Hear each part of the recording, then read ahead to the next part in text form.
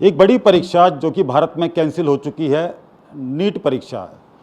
आज इस परीक्षा को रद्द कर दिया गया और सबसे बड़ा कारण है इसका जो है पेपर लीक। राजस्थान की एसओजी ने जब खुलासे किए तो इस परीक्षा को रद्द करना पड़ा, लेकिन अब 23 लाख जो बच्चे हैं दोबारा से इस परीक्षा को देंगे। मैं इस वक्त एक कोचिंग सेंटर पर खड़ा हूं जहां आप देख सकते हैं मेरे पीछे ये जो मुंह लटकाए हुए बच्चे हैं, इन्होंने नीट की परीक्षा दी थी और उसके बाद अब जो है दुखी नज़र आ रहे हैं। सबसे पहले इनके पास चलते हैं। क्या नाम है आपका? शुभम राजपूत। एक साल आपने तैयारी की, उसके बाद अब जो है जानकारी निकल कर आ रही है कि नीट परीक्षा को रद्द कर दिया गया है। 1 से 1.5 महीने में दोबारा से परीक्षा होगी, आपकी तैयारियां दोबारा से करनी पड़ेगी, क्या कहना चाहेंगे? मैं बहुत निराश हूँ कि पेपर लीक हो गया है। हमने पूरी साल बहुत मेहनत की थी और इस मेहनत को वापस 1 महीने में करना बहुत मुश्किल है। तो हम बहुत निराश हैं एनटीए से कि ऐसे पेपर लीक ना हो और वापस जो एग्ज़ाम कंडक्ट कराई जाए उसमें किसी भी तरीके की कोई पेपर लीकिंग वगैरह ना हो। यानी कि दोबारा आशा है कि जो एग्ज़ाम कंडक्ट कराया जाए वो सही तरीके से। क्या नाम है आपका? अंकित मीणा। ये जो एग्ज़ाम दोबारा देना पड़ेगा उसके लिए क्या कहेंगे? सर, ये एग्ज़ाम जो लीक हुआ है उससे हम काफ़ी निराश हैं और हमारे सर ने भी हमें गाइड किया है कि ये पेपर लीक हुआ है, इसके बारे में आप वापस तैयारी कीजिए, आपकी कोई फीस नहीं लगेगी। और सर हम काफ़ी गरीब परिवार से हैं, हमने 1 साल पूरी मेहनत की है और ये पेपर लीक हुआ है, इससे हम काफ़ी। लेकिन एनटीए की तरफ से ये पेपर रद्द किया गया, गलती आपकी तो कहीं नहीं है, तो फिर इस पर क्या कहेंगे? क्या सिस्टम में क्या जो है किसको दोषी मानते हैं आप?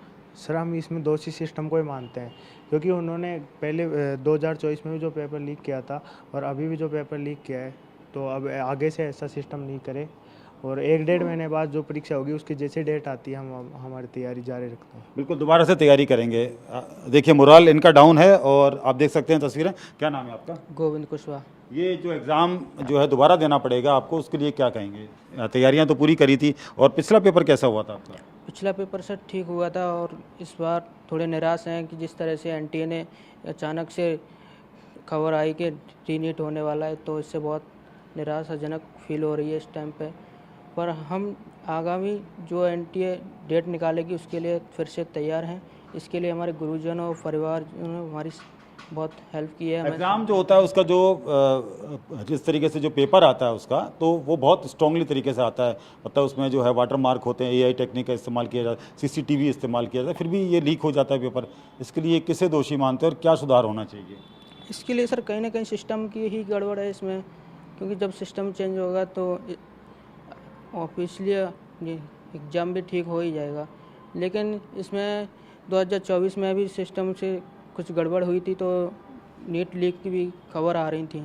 तो ऐसा इस साल भी हुआ है। इस साल तो बहुत बड़े क्षेत्र पर हुआ है, तो रीनीट होना चाहिए। यानी कि सिस्टम को दोषी मान रहे हैं। आपका क्या नाम है? नाम बताइए आपका। जैस्मिन दास। ये आपने जो एग्ज़ाम दिया था कैसा हुआ था पिछला एग्ज़ाम आपका? अच्छा गया था। तो अब दोबारा से तैयारी करनी पड़ी, क्या और उससे अच्छा होगा? अब थोड़ी निराशाजनक तो है, लेकिन मुझे भरोसा है खुद पे और टीचर्स ने भी बहुत मेहनत की है 1 साल, तो मुझे आशा तो है कि अच्छा ही जाना चाहिए। और पेपर जब भी लीक होता है तो सबसे बड़ा असर उन बच्चों को पड़ता है जो 1 साल बहुत ईमानदारी के साथ पढ़ते हैं, मेहनत करते हैं, क्योंकि 1 साल की मेहनत वो 2 से 5 बजे तक के टाइम पे टिकी होती है। तो पेपर लीक होना नहीं चाहिए और इसका ज़िम्मेदार मैं कहीं ना कहीं मैनेजमेंट को ही मानती हूँ, क्योंकि मैनेजमेंट शायद थोड़ा वीक होगा, इसीलिए जिसने पेपर लीक किया है उसकी हिम्मत ज़्यादा होगी, तो उसने फिर पेपर लीक कर दिया है। इस बार जो लीक हुआ, यानी कि लीक अभी मान नहीं रहा है जो मैनेजमेंट है, लेकिन ये जो पेपर आउट हुआ है, नीट का जो प्रिंट हुआ है पेपर, उससे पहले ही आउट हो गया। यानी कि जो ये पेपर माफिया, लीक माफिया हैं, ये क्या हमारे सिस्टम से भी आगे हैं? लग तो ऐसे ही रहा है, क्योंकि शायद एनटीए की मैनेजमेंट शायद इतनी स्ट्रांग नहीं है, इसीलिए इन्होंने पेपर लीक कर दिया। देखिए छोटे छोटे बच्चे हैं और ये किस तरीके से इन्होंने तैयारियां की, किस तरीके से तैयारियां टीचर्स ने कराई। एक बच्चा जब तैयारी करता है तो टीचर्स की भी जिम्मेदारी रहती है और उतनी ही मेहनत उसके पेरेंट्स और टीचर की होती है। तो मेरे साथ डायरेक्टर हिमांशु जी। सर, ये पूरा घटनाक्रम आपने सुना, कितना क्या फील हो रहा है अभी आपको? देखिए जी, बिल्कुल पिछले कुछ दिनों से हमें ऐसा सुनाई दे रहा था, जब बच्चे करके आए थे एग्ज़ाम, तो बहुत सारे बच्चों के अच्छे, बहुत उत्साहित भी थे बहुत सारे बच्चे, और बच्चे अपने रिजल्ट के एक्सपेक्ट कर रहे थे, आंसर की भी आ गई थी। बट फिर अचानक से न्यूज़ आया कि कहीं से पेपर प्री प्रिंट हो चुका था और सर्कुलेट हो गया था हैंड रिटन। तो फिर उसके बाद ये जो खबरें अब हमको न्यूज़ के थ्रू सुनने को मिल रही हैं, बहुत ही निराशाजनक है। और आज तो ऑफिशियल डिक्लेरेशन आ भी गया एनटीए की तरफ से कि पेपर कैंसिल हुआ है। मतलब बहुत दिल में बहुत दुख है इस बात को लेकर, क्योंकि हम लोग एक साल पूरा बच्चों के साथ खून पसीना लगा करके बच्चों की तैयारी करवाते हैं। स्पेशली वो बच्चे जो पूरे शिद्दत के साथ बहुत ही गरीब बैकग्राउंड से आते हैं, पर अपने भविष्य को बनाने के लिए, अपने करियर को बनाने के लिए वो कहीं ना कहीं अपनी एक तपस्या करते हैं। अपने खाना पीना रहना सब चीज़ों के साथ कॉम्प्रोमाइज़ करते हैं वो बच्चे अपनी पढ़ाई के लिए, अपना भविष्य बनाने के लिए। तो कहीं ना कहीं निराशा तो बहुत ज़्यादा है अपने मन में। पर मैं उन सभी बच्चों को एक मैसेज ज़रूर देना चाहता हूँ आपके माध्यम से कि देखिए, जीवन कभी भी आसान नहीं होता बेटा। ये आपके करियर की शुरुआत है, आपको बहुत आगे जाना है। और अगर आप डॉक्टर बनने का सपना देख रहे हैं, अच्छा डॉक्टर बनने का सपना देख रहे हैं, एम्स जैसे कॉलेजेस में जाने का आप सपना देख रहे हैं, तो ये मानिए कि ये एक बहुत छोटी सी रुकावट है। और इस छोटी सी रुकावट को आपके बीच में रोड़ा बिल्कुल मत बनने दीजिए। हम अपने सारे बच्चों को हम इसी तरीके से उत्साहित कर रहे हैं। 1-1.5 महीना जमकर अभ्यास करिए, जमकर प्रैक्टिस करिए, और फिर से आपका एग्ज़ाम और अच्छा हो ऐसी कोशिश करिए। बच्चों के लिए मेरा यही मैसेज है। एक शब्द आपने कहा तपस्या, ये जो बच्चे हैं पढ़ाई नहीं तपस्या कर रहे हैं अपने करियर के लिए, और उसके बीच में आप लंबे समय से सर कोचिंग इंस्टीट्यूट चला रहे हैं, तो आपने जो है एक दो बार ऐसा देखा भी होगा आपने कि लीक हो गया पेपर, तो आपको तो मतलब ज़्यादा अभ्यास हो गया कि बच्चों को कैसे जो उनका मोरल है वो डाउन ना हो, उसके लिए थोड़ा सा उनको जो है पूरी तरीके से उन्हें समझाया जाए। अभी आप क्या तैयारी करेंगे आगे अब आप? जी बिल्कुल, अभी जो समय हमें जो भी एनटीए की तरफ से जो भी ऑफिशियल दोबारा डेट्स आएंगी, उन तब तक के लिए हम अपने बच्चों का एक डेली शेड्यूल बना करके उनका जमकर प्रैक्टिस करना है, बच्चों को जमकर रिवीजन कराना है, और हर दिन उनको मॉक टेस्ट पेपर हमें देना है, ताकि अभी तक जो बच्चों ने जितना मोमेंटम में बच्चों ने याद की हैं चीज़ें, तैयारियां की हैं, वो मोमेंटम कहीं ब्रेक ना हो जाए। क्योंकि कहीं ना कहीं बच्चे जब एग्जाम देके आते हैं तो एक राहत महसूस करते हैं कि अब हो गया एग्जाम, अब नहीं पढ़ने की जरूरत पड़ेगी। पर ये अचानक से फिर से 1.5 से 2 महीना हमें बच्चों का मोमेंटम फिर से बिल्ड करना है, और वो जो पुरानी तैयारी का फ्लो बना रहा था उसको हमें दोबारा से बच्चों के अंदर बना करके रखना है। लेकिन सर ये 23 लाख बच्चों के अब करियर पर जो है एक बार संकट से आ गए हैं, दोबारा से एग्ज़ाम देना पड़ेगा, आप किसे दोषी मानते हैं इसको लेकर? सर ये मतलब इसके लिए मैं कहूँ तो हमें कहीं ना कहीं हमारी कलेक्टिव रिस्पॉन्सिबिलिटी है, हमें सबको विजिलेंट होना चाहिए। कहीं ना कहीं ऐसे असामाजिक तत्व हमारे समाज में जो होते हैं उनको मौका मिल जाता है, कहीं ना कहीं हमारे सिस्टम की कुछ खामियां हो जाती हैं, जहाँ पर कि जैसा आपने खुद ही कहा कि इतने सारे सिक्योरिटी लेयर्स हैं आज के ज़माने में, इतने सारे टेक्नोलॉजी टूल्स हैं हमारे पास सिक्योरिटी के लिए, सेफ्टी के लिए। तो कहीं ना कहीं हमारे फुल प्रूफिंग में कहीं ना कहीं एक रिव्यू करने की ज़रूरत है कि जो हमारा प्रोसेस है एग्जाम का, जो प्लानिंग प्रोसेस है, जो एग्जीक्यूशन प्रोसेस है, कहीं ना कहीं उसमें हम हर स्टेप पर एक चेक पॉइंट को डबल स्ट्रेंथ के साथ चेक करें कि बैकअप का भी बैकअप होना चाहिए, चेक का भी रीचेक होना चाहिए।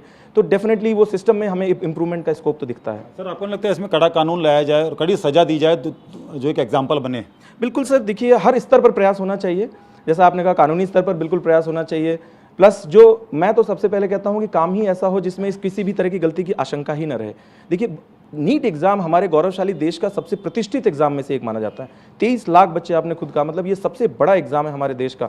इतने युवाओं का भविष्य इस एग्जाम पर निर्भर है। तो हमें जो कंडक्टिंग एजेंसी है, जो हमारा सिस्टम है, पहले एग्जाम ही इस तरीके से एग्जीक्यूट कराया जाए कि कहीं ना कहीं फ्लॉ होने का कोई चांस ही न रहे। तो फिर उससे हमें उस लेवल पर तो हम डेफिनेटली मिनिमाइज कर ही सकते हैं chances. And of course as you said कि कानूनी स्तर पे भी बिल्कुल हमें प्रयास इस बार हमें बढ़ाने चाहिए अपने। सर आप बताइए कि इसको लेकर क्या कहेंगे आप, क्या बच्चों को पढ़ाते हैं आप, किस तरीके से, क्या चैलेंजेस हैं आपके सामने? देखो समस्या आती है और अब ये समस्या आई है, अब इसको हम इसका हल निकाल लें तो हम इस पेपर को ये मान सकते हैं, हमारा जो पेपर हुआ था इसको हम ये मान लें कि हमारे एक तरीके से मॉक ड्रिल है। इससे बच्चों में उत्साह बना रहेगा कि हमें एक एनटीए ने ऐसा मौका दिया। यदि हम इसको समस्या मान के अपने आप को हतोत्साहित कर देंगे और हमेशा समस्या को समस्या ही मानेंगे तो हम नेगेटिव थॉट्स की तरफ जा रहे हैं। तो अब इसमें ध्यान नहीं देना है, अब हमें आने वाले पेपर पे ध्यान देना है। और हमारा एक ही इस पेपर के बाद और जो दूसरा पेपर आने वाला है उसके बीच के जो समय है, इसको हम कितना अच्छा यूटिलाइज कर सकते हैं, हम इस पे काम करेंगे। तो सर ये पूरा सिस्टम है, इसको किसको दोष मानेंगे आप, क्योंकि इतना बड़ा एग्ज़ाम है जो रद्द करना पड़ गया? अब गलती तो इंसान की है, मैं तो यही चाहूँगा उस इंसान को पकड़ा जाए। और ऐसा पिछले सालों में भी बहुत बार हुआ है। सर एक बार होती है उसे गलती कहा जाता है, तो बार बार हो रही है। तो ये जो गलती हो रही है आज पहली बार पता चला है, ये बहुत सालों से चल रहा है। और स्पेशली नीट में मैं ये बोल रहा हूँ, आईआईटी में तो नहीं हो रहा है ऐसा। आईआईटी का जो सिस्टम है उसी सिस्टम को आप नीट में लेके आ जाओ, क्योंकि आपके पास वो तो वेल ट्रेंड सिस्टम है ना, उसमें तो कोई समस्या नहीं हुई अभी तक। तो वैसा सिस्टम आप नीट के लिए बना दो, जो समस्या ही नहीं होगी।